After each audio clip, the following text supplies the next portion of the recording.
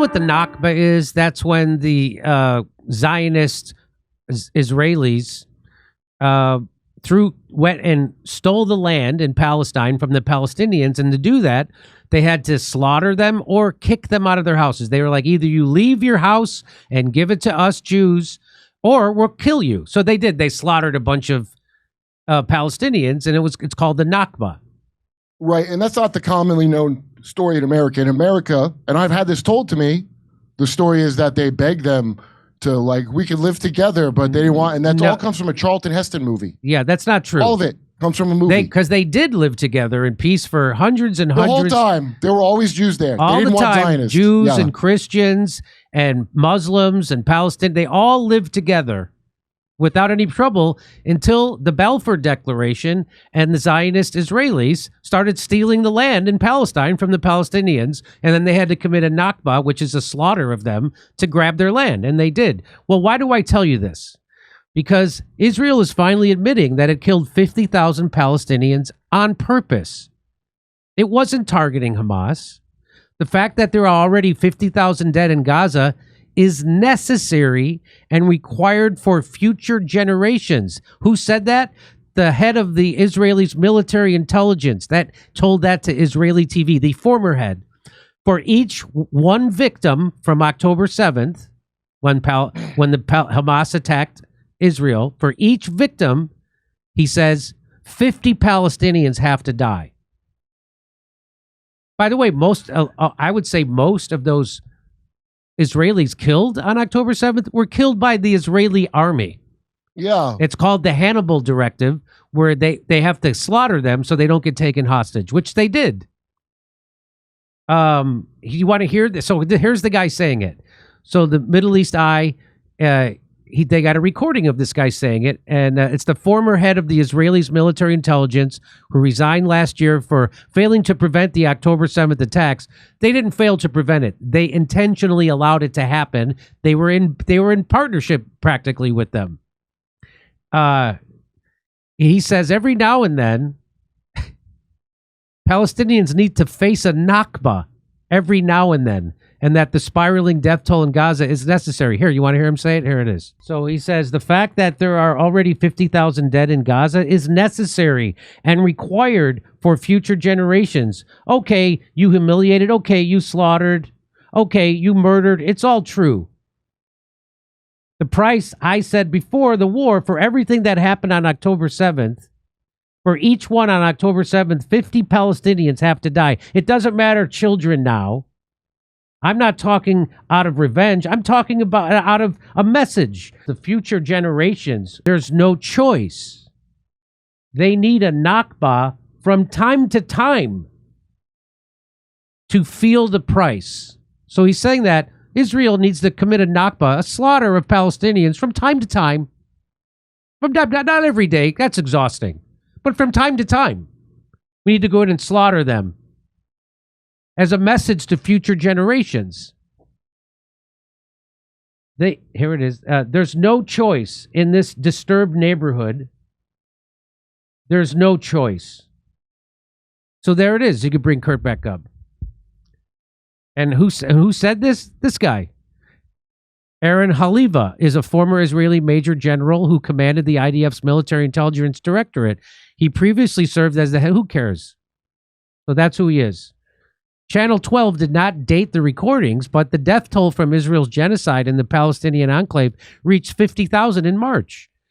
It has now passed 61,980 killed Palestinians, according to the health ministry in Gaza.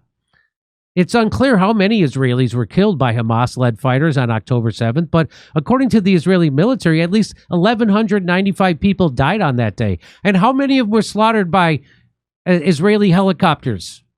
Because you don't blow up cars with hang gliders and AKs, by the way. The Palestinians came in with hang gliders, and all of a sudden, you see those hundreds of cars that were just burned to a crisp? You don't do that with a hang glider. You do that with an Apache attack helicopter. So, according to Haaretz, Israel's newspaper of record, that day the Israeli military widely employed the Hannibal Directive, which mandates that the army use any means necessary to prevent the capture of Israeli soldiers, even if it involves killing them being Israelis. So, Israeli military need to kill Israelis. That's the Hannibal Directive, and they did. Does Israel hate Jews? In a wide-ranging recording, Haliva also said that Israel was intent on creating a politically hostile environment in the occupied West Bank so that groups like Hamas could assume power and the international community would refuse to engage with them, thereby killing off the idea of a two-state solution. Haliva said that the plan was divided. We always told you that. That's why Benjamin Netanyahu made sure Hamas got propped up. He made sure that they were funded against the PLO, which were not as violent and militaristic as Hamas. They wanted Hamas to be the face of Palestine so that they could kill the two-state solution because all the other countries would say, oh, they're terrorists. Well, Bill Maher doesn't blame Bibi for that. But Bill Maher does not blame. I know in most countries, if I funded Hamas, I would be called part of a terror plot, wouldn't I? Isn't that the equivalent of funding Al-Qaeda or ISIS? Isn't that? Or the KKK? I mean, yeah. Isn't that like funding the KKK? Okay. So Haliva said the plan was devised after Israel's 2014 war on Gaza to dismantle Hamas, but Israeli officials had no intention of implementing it. Oh, really? Listen, you don't understand that there are much deeper things here. The Israeli-Palestinian conflict is at the heart of the matter because Hamas is good for Israel. That's Finance Minister Bezalel Smotrich's argument, saying that the minister wants to dismantle the Palestinian Authority and let Hamas take control in the West Bank as it did in Gaza. Why? Because if the entire Palestinian arena is destabilized and crazy, it is impossible to negotiate with. Then there will be no agreement on a Palestinian state. So that's what they love to say. They go, there's nobody to negotiate with. Hamas are crazy terrorists. We only have a partner in causing terror attacks on our own people and then killing our own people and then killing their people. That's what we have a partner in. The Palestinian Authority has international status. So that's why they had to downplay the Palestinian Authority and they boosted Hamas. Who's they? Benjamin Netanyahu and the Israeli government. Hamas, it's not secret. They brag about it. It's not a secret. They brag about doing that. Hamas is an organization that you can fight freely. It has no international justification. It has no legitimacy. You can fight it with the sword. Hamas and Israel reached a brief three-stage ceasefire in January, but the deal collapsed in March after Israel took back several of its captives and resumed bombing Gaza, walking away from the deal before talks with Hamas on a permanent end to end the war could start. Since then, the administration of the United States, that's Donald Trump, has given Israel full backing to wage war on the enclave. Israel has relentlessly bombed the besieged Gaza Strip since October 7, 2023 attacks on southern Israel, displacing the entire 2.3 million population multiple times, and has killed more than 61,000 Palestinians, mostly women and children. I don't believe the number's that low. No, the number's way higher than 61,000. It's in the hundreds of thousands. It's at least 200,000 dead Palestinians, but they can't count them, Kurt, because they're underneath the rubble. Yeah.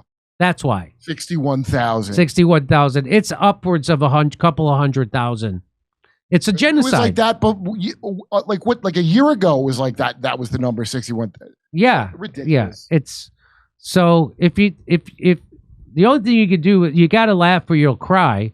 And if you want to laugh, come see me tell jokes about this in Rutherford, New Jersey, Calgary, Edmonton, Vancouver, Appleton, Wisconsin, Rosemont, Illinois, Chicago, Louisville, Fort Wayne, Hermosa Beach, Sacramento, and San Francisco. Go to jimmydore.com for a link for tickets. And you'll be surprised at how funny I can make this horrible situation. I can do it. It's pretty disgusting watching them openly acknowledge the reasons that I say it's Israel's fault. Yeah. And saying it like it's game. I've had people say it to me. Like, well, do you understand game theory? I understand anybody that studies game theory should be put in a wood chipper. I understand that. And Bill Maher, now he's been made aware. Well, I should play that video. We should do a segment about that. Yeah. It's just like, yeah. No wonder he's out of touch with everybody. Okay. Where it's like, well, I like Gavin Newsom. It's the same thought process. Well, I read it in the papers. He still says that on his show. I read it in the papers. You don't know the papers are complete propaganda? You don't know that they're there to manufacture consent for the establishment and the billionaire class? That's what they're there for. That's why half the country can't afford a $400 emergency, because the papers manufacture consent for this kind of economy. Why 80% of workers live paycheck to paycheck. Why 50% of wage earners earn less than $30,000 in the richest country in the world. And we can't have nice stuff like bullet trains and good infrastructure and classroom sizes smaller than 40 students. I read it in the paper, Bill Maher says. Hey, you remember the boring company that Elon had that was going to dig that tunnel through California? Remember that? Yeah. Everybody laughed. I think they did build it. You just aren't allowed to use it. That's what I think. Come see me on tour in Edmonton, Calgary, Vancouver, Appleton, Wisconsin, Rosemont, Illinois, Chicago, Louisville, Fort Wayne, Indiana, Hermosa Beach, Sacramento, San Francisco. Go to jimmydore.com for a link for tickets.